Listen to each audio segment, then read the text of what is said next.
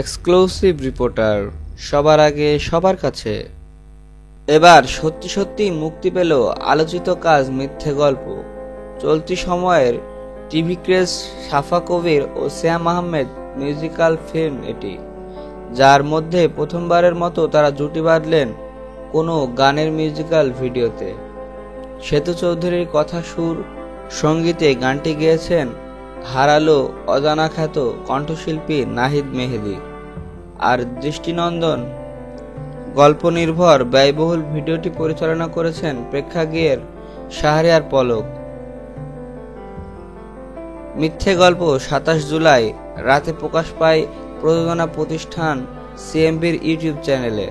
প্রকাশের ১২ ঘন্টার মাথায় এটি অতিক্রম করে ৭১,০০০ ভিউয়ার।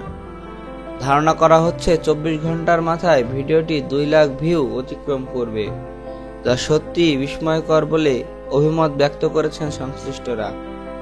নিজের প্রথম মিউজিক্যাল ভিডিও প্রসঙ্গে সাফা কবির বলেন, ভিডিওর প্রতি খুব একটা আগ্রহ ছিল না আমার, তাই অসংখ্য অফারের পরেও এ পর্যন্ত করা হয়নি।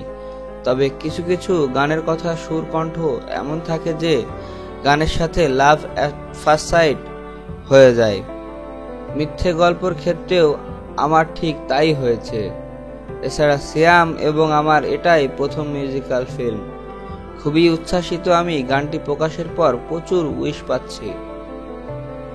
এদিকে অভিনেতা শ্যাম আহমেদ অবশ্য তার অনুভূতি ব্যক্ত করেন খানিকটা ভিন্নভাবে। তার মতে, কখনো কখনো একটা নাটক, শর্ট ফিল্মের চাইতেও মিউজিক্যাল ভিডিওতে কাজ করা অনেকটা চ্যালেঞ্জিং। মাত্র ৪ থেকে ৫ মিনিটের মধ্যে দর্শকদের হৃদয়গ্রাহী একটা গল্প সাজানো কিংবা তাতে অভিনয় করে ফেলা কখনোই সহজ কাজ নয়। তার মতে, মিথ্যা গল্প শুধুমাত্র নির্মাণ ও গল্পের গাঁথুনি দিয়ে সহজ করে ফেলেছেন পরিচালক পলক। গানটিও এক কথায় অসাধারণ। সাফার সাথে প্রথম কাজ, তাই প্রতিটি মুহূর্ত আমাদের জন্য অনেক মজার ছিল। দর্শক, আপনাদের মতামত জানাতে অবশ্যই আমাদের কমেন্ট বক্সে কমেন্ট করবেন। আর হ্যাঁ, লাইক অ্যান্ড সাবস্ক্রাইব করে আমাদের সঙ্গেই থাকবেন। ধন্যবাদ।